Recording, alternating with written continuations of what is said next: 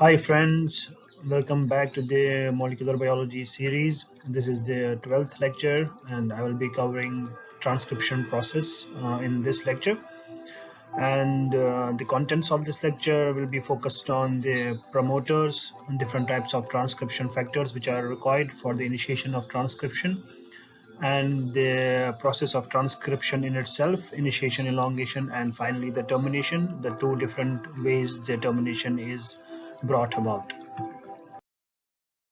In the previous video, I had already covered that the transcription starts at a specific site, and those sites are called as the promoter regions. They are located upstream of the gene which needs to be transcribed and are usually rich in AT sequences so that it will be easy for the machinery to melt the duplex DNA and start the transcription process.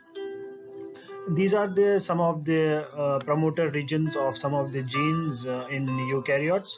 You can see in the picture, and they are of two different types. I will tell you later on.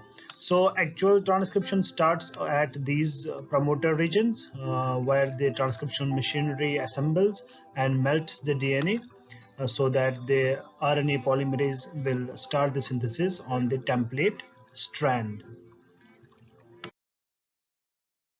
There are two different types of promoters at which the transcription starts. One which is important is the -10 box. As the position reveals, it is present upstream -10 position from the RNA start site, and it has a consensus sequence of TA80. It's also called as Tata Pribno box.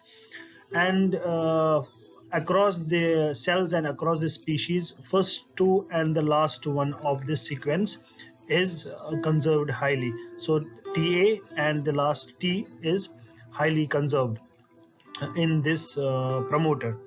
As you can see in the picture here, various genes having the same sequence of the Tata box. It's called as -10 region, and it is separated by the RNA start site by a spacer which usually is 5 to 8 base pairs, as you can see here, which is critical for the initiation of the transcription.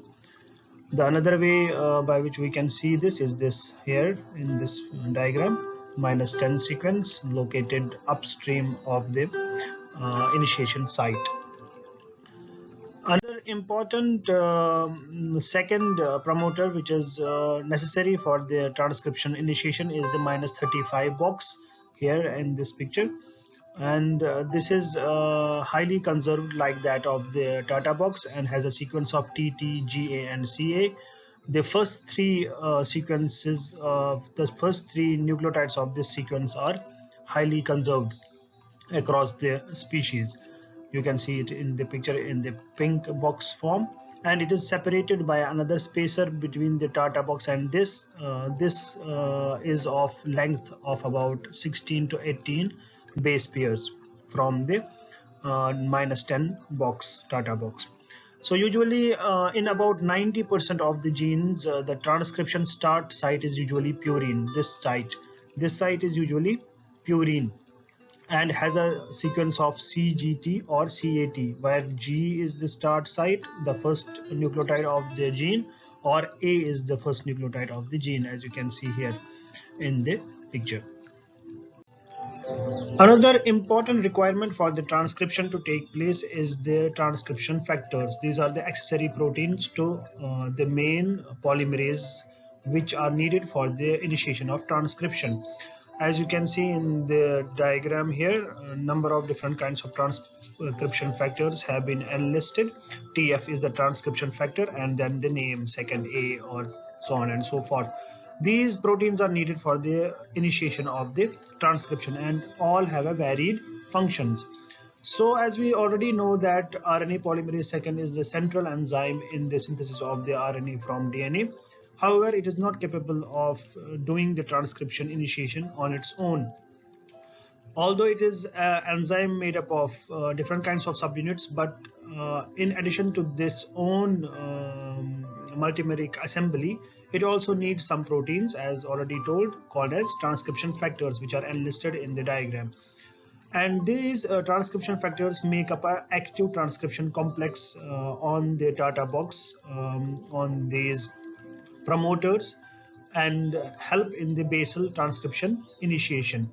And they all are highly conserved in the eukaryotes. That means that almost all of them are present in the eukaryotes for general transcription initiation. So if we go through all of them, then we will see that all the second polymerase second, which is the central molecule of polymerization of RNA, is of 12 subunits. Then there follows a TATA binding protein, which is around molecular weight of 38,000 kilodaltons, and it specifically recognizes the TATA box. Then there is transcription factor second A, which stabilizes the association between TATA binding protein and TF second B.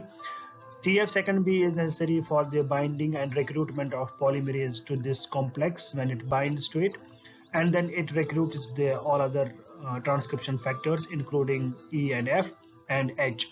H is important transcriptional factor because it unwinds the DNA at the promoter by its helicase activity. It also has a specific type of activity which is called as phosphorylation activity, which is needed for the phosphorylation of the carboxyl terminal domain of the polymerase. The process of initiation of a transcription is a multi-step process, and in each step it involves the involvement of a number of different kinds of transcriptional factors, which we have just went through. What happens is reflected in this diagram. As you can see in the diagram, first and foremost is the binding of a specific multimeric complex, which is called as TF second D. TF second D is made up of TATA binding proteins and TATA binding accessory factor second S. They make a multimeric complex, which is together called as TF second D. This TF second D identifies the TATA box of the gene and binds to it. The binding is critical. Why? Because when it binds to the TATA box, it produces a kink of 45 degrees. This kink is critical for the binding of other transcriptional factors like A and B. They bind to these accessory factors and make a multimeric complex, which is represented as a saddle on a horse. This saddle is then to be seated by transcriptional factor F, in turn causes the interaction with the transcriptional factor second B and causes the binding of the RNA pol second to a specific site in the promoter region of this gene. So RNA polymerase second is a penultimate step to the initiation. What happens as the last thing in the transcription initiation is that this RNA pol second is to be phosphorylated at a specific position. That specific position is called as C-terminal domain. The C-terminal domain is phosphorylated by the activity of the factor TF second H, which has a helicase activity, as I have already told you. With the help of this helicase activity, it utilizes ATP and causes the phosphorylation of specific serine and threonine residues located within this CTD domain. And when this happens, then RNA polymerase moves forward from the promoter region towards the start site of the gene, and this process of moving is called as promoter clearance. So promoter clearance is critically dependent upon the phosphorylation process of the CTT domain, which in turn is critically dependent on transcriptional factor second H. This diagram shows you the promoter clearance in a different perspective as well. You will see the binding of all the transcriptional factors which happens before the CTT domain of the polymerase is in itself phosphorylated by TF second H activity, and then there will be a promoter clearance. When promoter clearance happens, it moves from the TATA box to the initiation site, where from it synthesizes the RNA of the gene. So this process of promoter clearance and inserting itself into the initiation site and moving forward is then referred to as elongation process. Elongation is just the extension of the RNA and the synthesis of the RNA on the template strand of the DNA, and it moves on and moves on till it reaches a end point of this gene, where it has to go the third process or the third step of the transcription, that's called as process. Termination process in itself is the third phase, and it involves actually two different mechanisms. One is called as the factor independent mechanism, another is the factor dependent mechanism. Factor independent mechanism is dependent on intrinsic mechanisms of the RNA, whereas the factor dependent is dependent on certain type of a protein that is called as the Rho protein, which brings out the termination process of the transcription.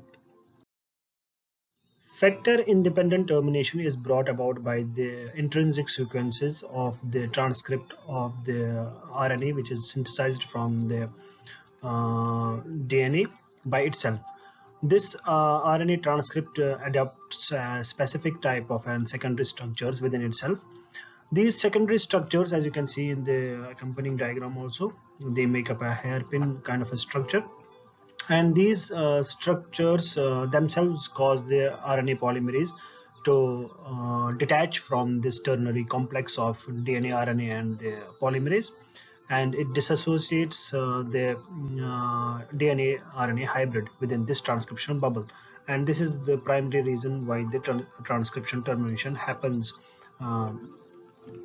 So there are two common termination motifs which have been seen in these kinds of RNAs, which bring about their own termination without the help of any accessory protein.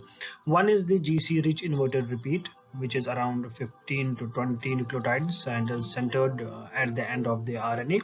At the end of the RNA, it is centered at the end of the RNA, and this is GC-rich region, which can make up a hairpin kind of a structure. Another is the poly-U sequence, which is just near the 3' end of this RNA type, and in coupling with each other and interacting with each other, they are able to bring out the transcriptional termination. Actual mechanism of the intrinsic termination or factor independent termination is dependent on the two things. First is the slowing down of the RNA polymerase when it tries to transcribe the GC-rich region, and second is the GC-rich region when transcribed makes up a hairpin structure. So first it pauses or slows down during its transcription of this region, and then when it transcribes it, it forms a hairpin, GC hairpin structure, which causes the stability of this ternary complex in the transcriptional bubble to decrease. The affinity of the RNA polymerase also decrease, and hence it sort of pulls it apart and releases the RNA from the bubble, and also the polymerase from the ternary complex, and hence brings about the transcriptional termination. So termination here solely depends upon the GC rich region part, as well as I have already told you in the previous slide, on the poly-U run, which is at the end of the RNA transcript. Both of these contribute to the weakening of the interactions and the release of the ternary complex to bring about the transcription termination in the cells. Second type of a termination process is dependent on factors that's called as Rho factor. Rho is actually a hexamer which has been characterized to have RNA DNA helicase activity. It contains a nucleoside triphosphate activity which is activated by binding to polynucleotides. Here the polynucleotide is the RNA transcript in itself, which is being transcribed in the gene. During the termination process is that when termination has to happen, the polymerase halts or stops at the stop codon or stop sequence of the DNA, and it remains there until and unless the Rho helicase binds to the RNA transcript in itself at a specific position. This specific position is the cytidine rich region. This cytidine rich region, or the guanine poor region, is the site at which this Rho protein binds. The Rho protein binds, and it then with the help of the helicase activity moves forward from the 5' towards the 3' end, where the RNA polymerase is already waiting there for the transcription termination to happen. Then it moves forward and it interacts at the end with the RNA polymerase, which is already halted there, and this interaction then results in the weakening of the bond between the RNA polymerase and the ternary complex, and it prizes it out to cause the termination. So raw protein facilitates the termination by wrapping the nascent protein around itself and then destabilizing the DNA RNA hybrid. And approximately 80 nucleotides of the RNA have been found to be wrapped around this raw protein at a specific time. Raw protein in itself cannot bring out the termination. It needs a specific protein also to bind to it. So it depends upon the NUS protein, which is N-terminal utilization protein A, which binds at the end of the termination process and helps in the dissociation of the polymerase from the DNA duplex and bringing out the termination. So actually the termination process is dependent on the interaction between RNA polymerase, row helicases and NUS-A protein. This is also called as a hot pursuit model. The hot pursuit is the pursuit done by the row protein towards the RNA polymerase. It is in always a pursuit of the RNA polymerase and it binds to it at the end and brings out the termination. This video finished the transcription process, so I will be focusing on post-synthesis modification of nucleic acids in the next lecture. If you like the contents of the video, you can order the book Molecular Biology and Biotechniques from Amazon. It's available both in Kindle and paperback format. And do subscribe to my channel for further videos which I will upload in due time.